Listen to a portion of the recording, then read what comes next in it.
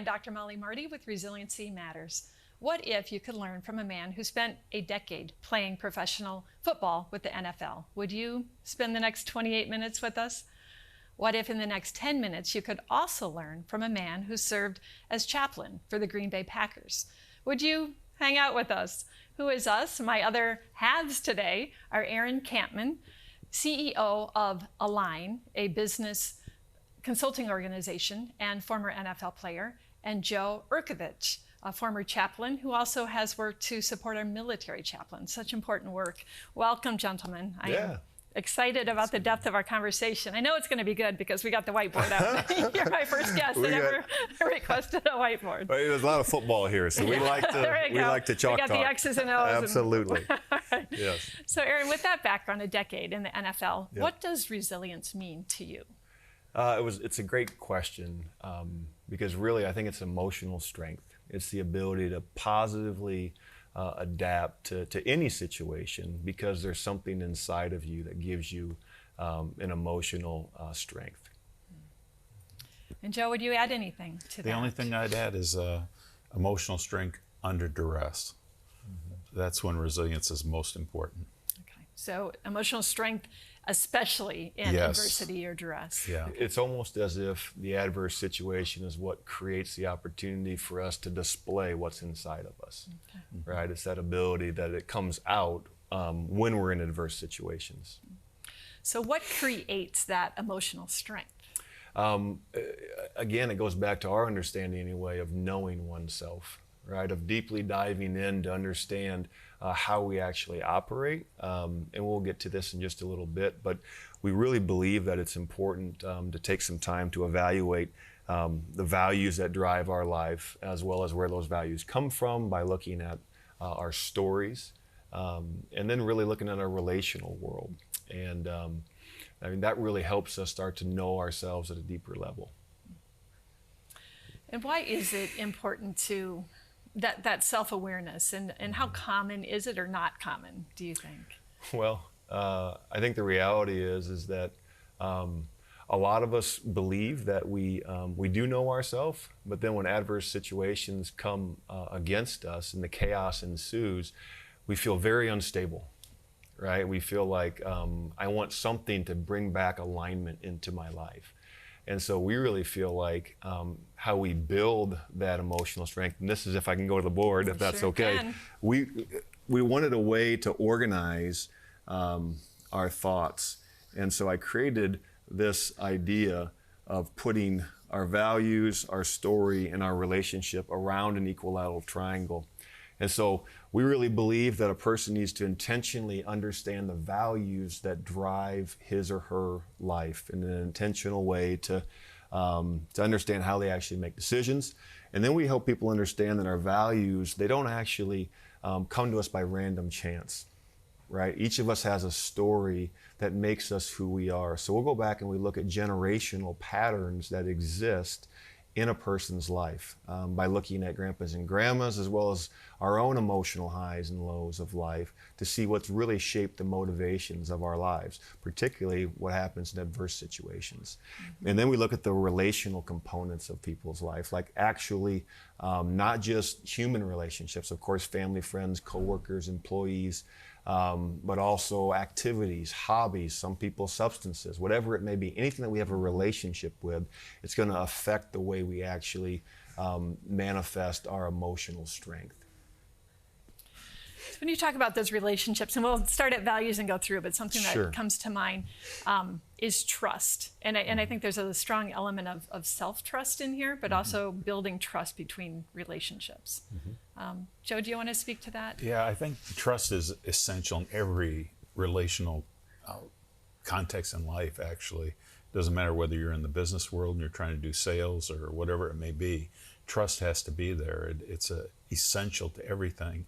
And the reality is trust is based, I believe, first of all, in knowing who you are. If you can't trust yourself, how in the world can you make an expression of trust to somebody else? And it's amazing to me, you asked the question earlier, Aaron, it's amazing to me the number of people we work with who are highly successful from all external measurements, who don't understand why they're successful. Consequently, they don't really understand how to give themselves in a positive sense to people around them. And it's usually through some sort of a crisis or some sort of a difficulty that they begin to reach out to discover who they really are, and then to utilize that as a strength going forward in relationship. So let's spend a little time in the rest of this segment anyway on values. So talk more about what is your starting point with people? What does that process look like? What do you want our viewers to understand about values? Yeah, we actually do an assessment to help people understand. It's a very quick assessment. It only takes 5 to 10 minutes, but we give them an opportunity at a gut level to understand what really motivates them. And so that's where we start. We start with an understanding of actually the client getting an opportunity to self-select in some ways the things that mean the most to them.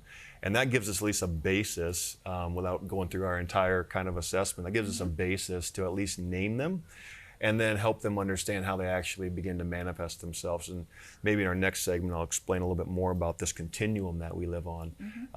But what it does is it gives people, again, that kind of firm foundation, because we want to know how we actually make decisions.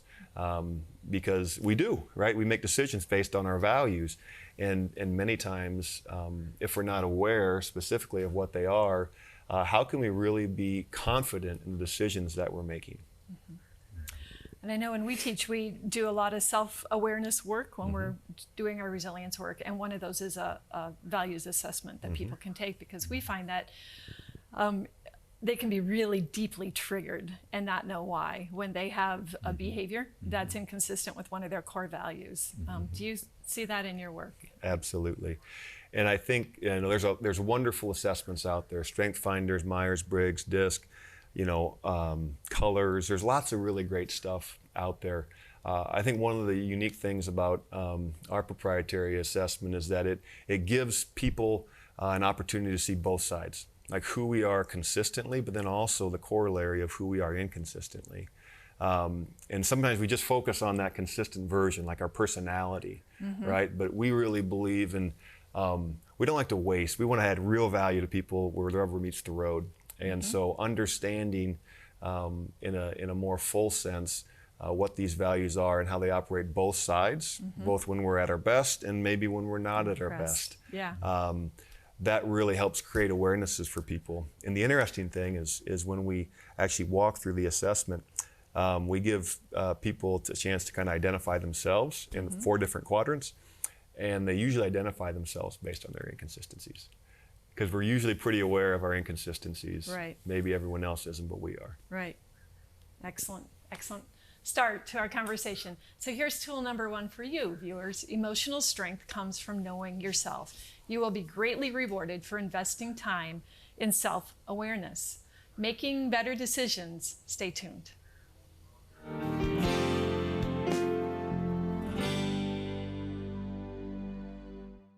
AT&T loves to talk about their 1 gig internet, but you can't get it at Beth's house or John's house.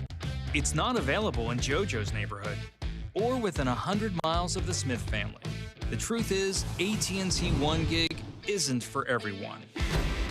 Make sure you have access to the fastest. Switch to Mediacom Extreme and get the future-forward speed you need from the 100% gigabit technology network, the fastest for everyone.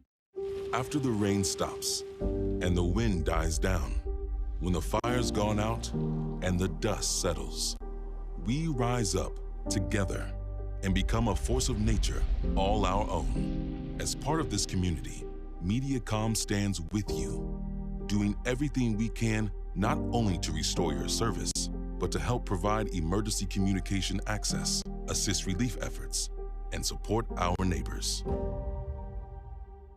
1 gig is the future, and Mediacom provides the most complete coverage. America's first 100% 1 gig technology network, offering gigabit speeds in every market we serve. In town or out of town, big city or rural, you've got access to the fastest. We know the future will demand more speed, so we've built a network to give you the most. 1,500 communities, 2.7 million homes, 100% 1 gig.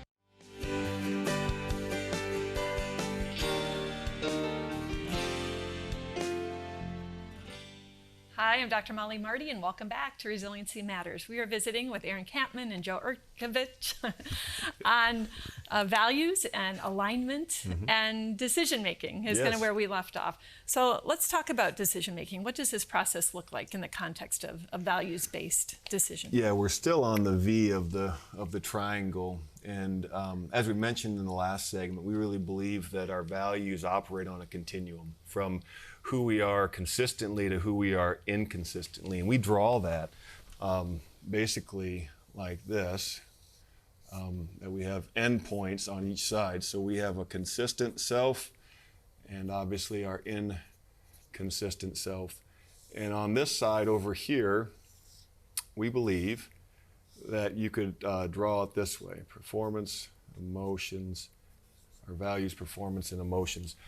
And on this side, we look at it this way.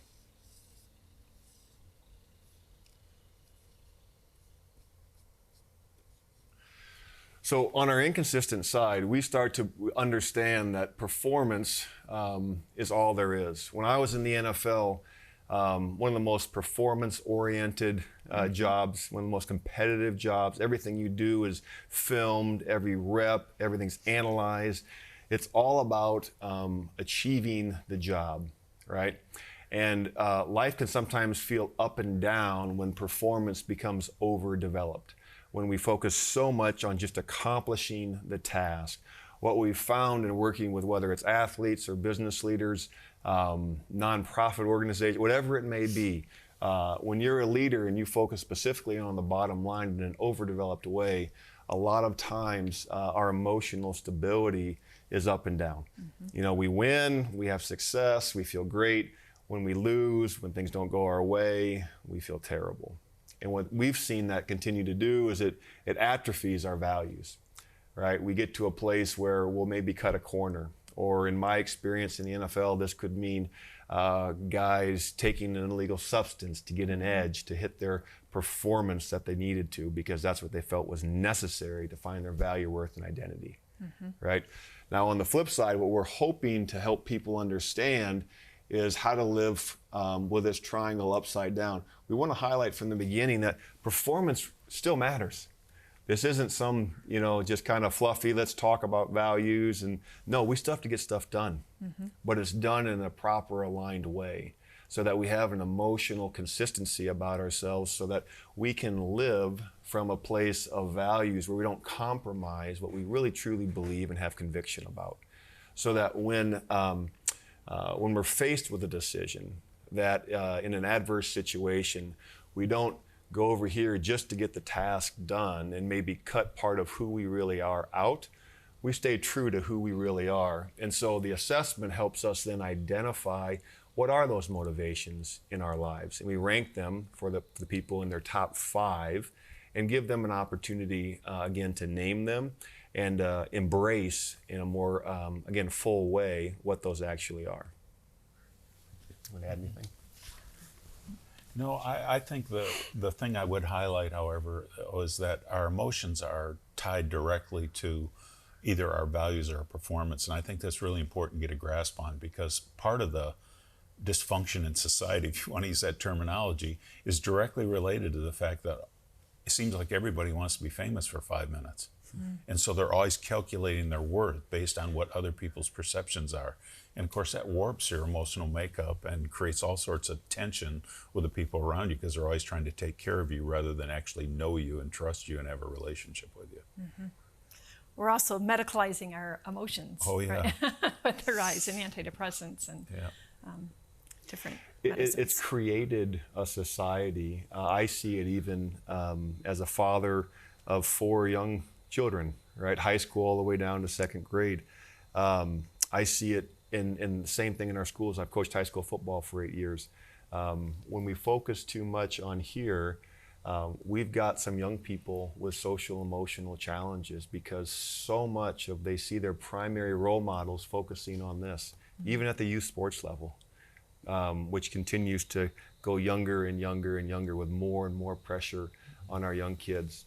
And again, it creates in them this understanding that it's all about, you know, getting the goal or making the tackle or scoring the point or spiking the volleyball.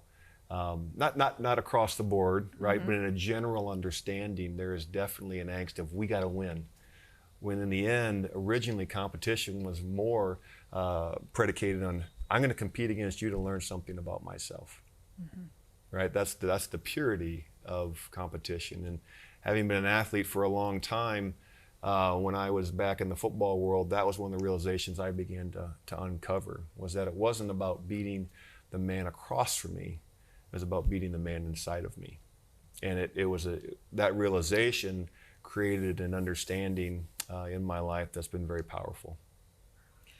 So in the order of things, would you say that this is a conversation about who we are, and then our big why, and then what we do and how we do it? Do I have that in that right order? Or Yeah, what you know order what, would that's actually or really... is that a different language than you No, that's speak? great. That's really okay. great.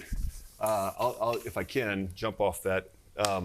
So what you described, there's a guy by the name of Simon Sinek who talks about this golden circle. And he says, how, why, and what. And he said that most people start out here with figuring out what they want to accomplish. Then how can they accomplish it? And so whatever your what may be, you figure that out. Then you decide, okay, now how can I accomplish it? Now the interesting thing is we would think most people go back and keep this trajectory going. They figure out then why they're actually doing it. What we found in my own life, and many people can attest to this, and leaders that we've worked with, is after you achieve what you wanted to achieve, what do? You come back out here. What's next? What's next? What's the next level I can achieve? And we get into this pattern where we don't usually penetrate the why. And I believe with all of this is totally, so Simon says, start in here, start with why. That's great. There's lots of keynotes given on that right now. We happen to believe philosophically there's one more circle on the inside. We actually believe that first and foremost, you need to start with who. Who, the values. Yes, we need to And other understand who we are, because it's hard to tell someone to, what's your why? What's your purpose? Right? Our tagline at Align is intersecting time and purpose. That's really great.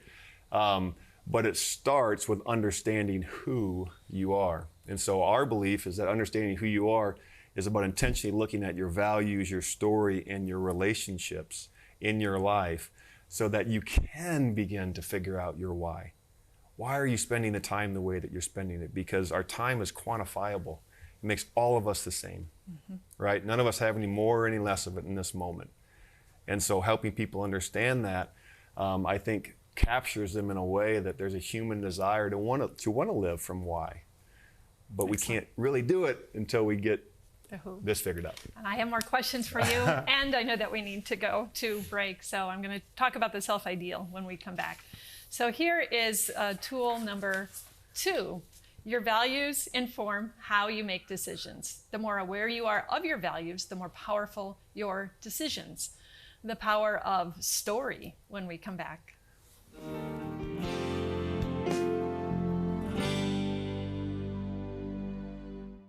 AT&T loves to talk about their 1 gig internet, but you can't get it at Beth's house or John's house.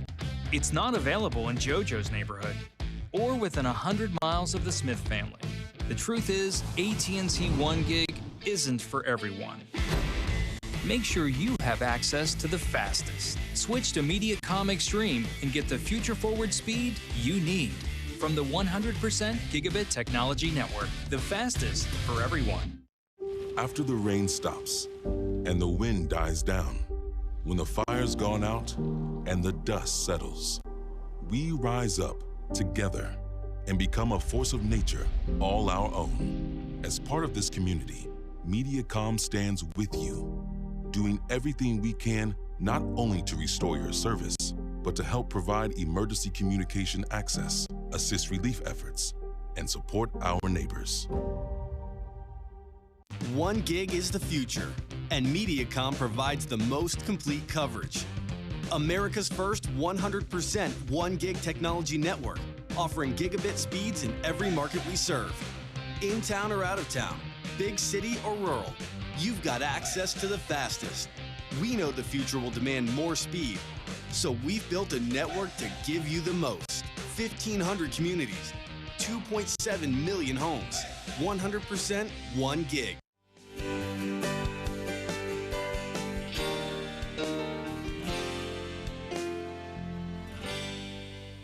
Welcome back to Resiliency Matters. We are having a discussion with Aaron Kampman and Joe Urcavich. And the question that I wanted to ask as we had to break is when we talk about that who, and even your continuum of inconsistent and consistent self, I'm just trying to put this in my world, and maybe that will help our viewers put this in their world as well, because it's so well thought out from your perspective, and it's really helpful to have the diagrams. But I knew that we talk about kind of the present self, how we are in this moment, and then I think one of the most underutilized, powerful pieces of the self is called the ideal self. That defining of we take the pieces from people that have touched our lives, or we just know that, oh, I want to be that, and yet we get pressed. And that's not the first thing that always comes up. So where does that ideal self, does that language make sense to you, or can you help us kind of integrate it into this conversation? Yeah, absolutely. I erased it, but we had consistent self over here and inconsistent self over here, if our viewers remember from the past segment. And so our ideal self is really the consistent self. Okay. And so we say during the day, we vacillate, sometimes hour by hour, based on what's happening emotionally in our lives, right? Yeah. Depending on I get a phone call or something bad happens that affects me emotionally. So I'm vacillating back and forth between my ideal self and who I am in the present moment. And as Joe mentioned during our break, we never really get all the way over here, right? It's an ideal. It's what we're striving for. It's the alignment that we're trying to actually create in our lives to live our best version of ourselves. Okay. And the more clarity we have, the more likely we're going to hit it. Yeah, and the dilemma we have across the board in society is people present one thing and they're actually something else. And so that's where that trust issue came in that we talked about a couple of segments ago. That's where a real dilemma develops for us, because we want to trust people, but we don't even trust our own self, because we know we're presenting something that isn't who we really are. So to understand the breadth of the ideal to the inconsistent self really makes a difference in terms of me embracing me. And if I love myself, guess what? I can love you. And sometimes that lack of presenting ourselves authentically is intentional and somewhat manipulative, but oftentimes it comes from not knowing ourselves, which is where our conversation started. Absolutely. Thank you. There it is. Okay, so we have a couple pieces of the triangle I know we want to get to. So you tell, do we want to move into relationships or? Well, let's go story first again. And this is another part that's a very important part of our process. We try to help people understand, because again, our values don't come to us by random chance. So we try to help people intentionally go back in their story and who they really are. They've come by it honestly. And so we really love working with people because we help them really just think through the emotional highs and lows of their life, as well as grandparents and parents, the context they came into, to really understand where did these values, these motivations actually come from. And it's a very powerful part of our process, because a lot of people don't take, again, the intentional time to go back and really evaluate the ups and downs of their life. And as again, we've talked about here with resilience as the topic, a lot of times the adverse situations are what really shape a lot of our motivations and values. And you were saying people don't take time, and I know your answer could be very, very long, but what are the key barriers that you see that keep people from taking the time to do this work? The one I see the most is that people are afraid that they're going to be exposed in front of other people, and they see themselves as different than. But we work with groups of people all the time, 8 people in a 2-day period, and help them go through this process. And one of the best teaching environments to learn about yourself is to hear somebody else's story, because you see yourself as normal then and not abnormal. So that's very freeing for an individual. Gives them a lot of hope in this world where they feel kind of alone and isolated and inadequate. Okay, so it's a vulnerable process with great payoffs. Yes. Really. We tell clients that you get what you put into it. You go as far as you want to go, and we'll go there with you. Right? Our jobs are really to ask questions and to listen to you, and reflectively ask some questions back.